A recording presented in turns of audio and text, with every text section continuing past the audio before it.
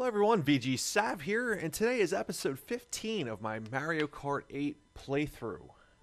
Today's 150cc Lightning Cup with the first two tracks being DS Tick-Tock Clock and 3DS Piranha Plant Slide.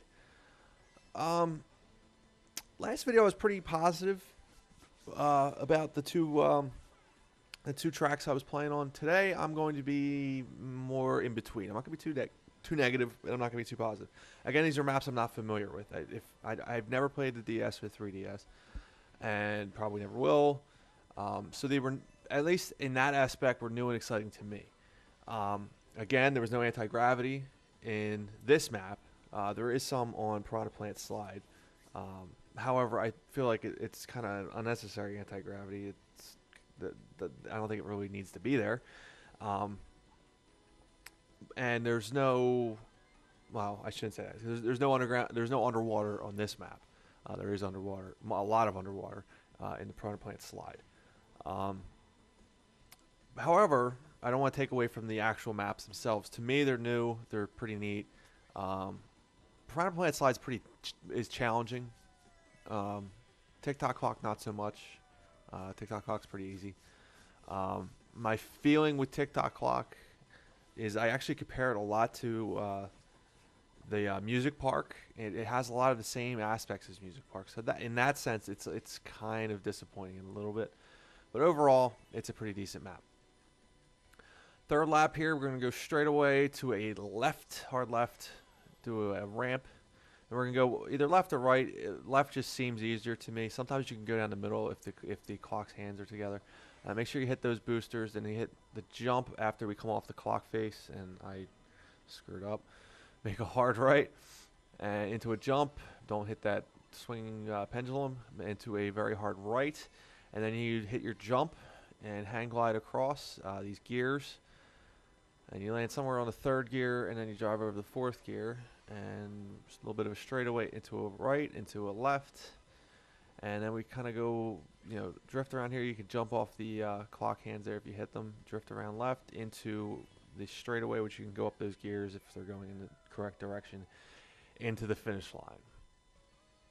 Again, this isn't a bad map, but again, I might just be saying that because it's new to me. If you played it on, DS, you may not think it's all that great. You'd be like, I played it on DS, and they really didn't change, I don't know if they changed a whole lot about it or not. I'm assuming obviously the appearances are pretty similar, updated, I should say. I'm assuming the map layout itself is pretty similar, but again, we were looking for more anti-gravity and stuff like that, and it just didn't happen in these remake maps, unfortunately. We're coming into Piranha Plant Slide. I actually had a lot of trouble on this map. It's not a map I'm very good at. It took me a little bit of time to figure out that if you're driving in the water, you're actually going quicker, and I'll explain it to you as when it shows up on the screen here.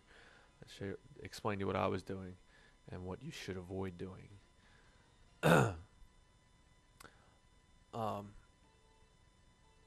Yeah, I mean, again, this map was on the 3DS. I didn't play the 3DS, so I like it. I'm not gonna. It's not my favorite map. It's not my favorite remake map. It's not anything like that.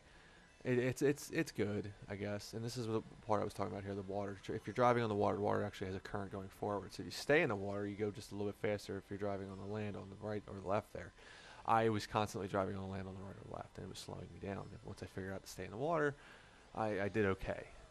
As you can see, I kind of got off to a rough start here, and it happened a lot on this map. And this is the anti-gravity section I was speaking about earlier.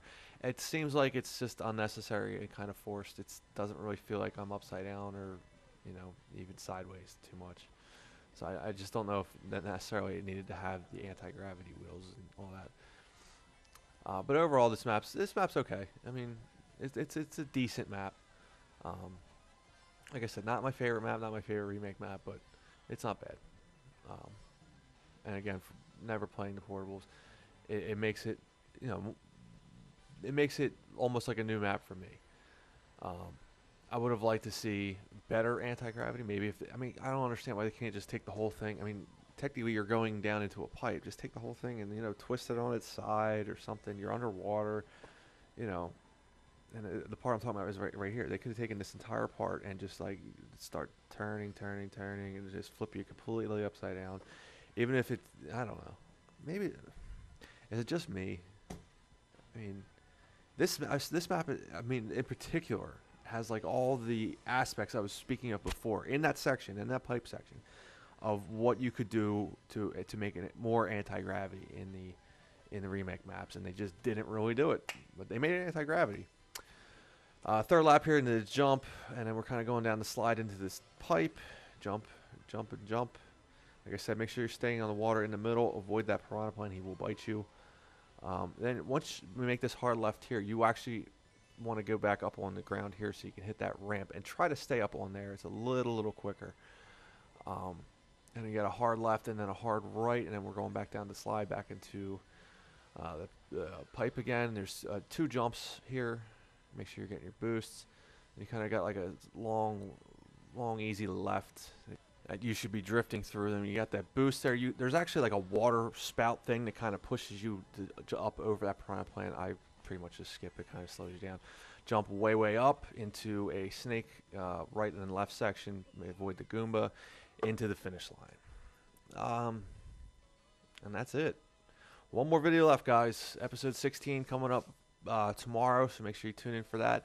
I'll have a little bit of bonus at the end just to show you what it's like to, if you don't have the game, so you know what the ending screen looks like and so forth and so on. I'm not going to play the whole ending cutscene at the end with the credits and all that. That's just way too much. But there'll be a little bit more bonus footage at the end of my final video tomorrow, so make sure you guys check that out.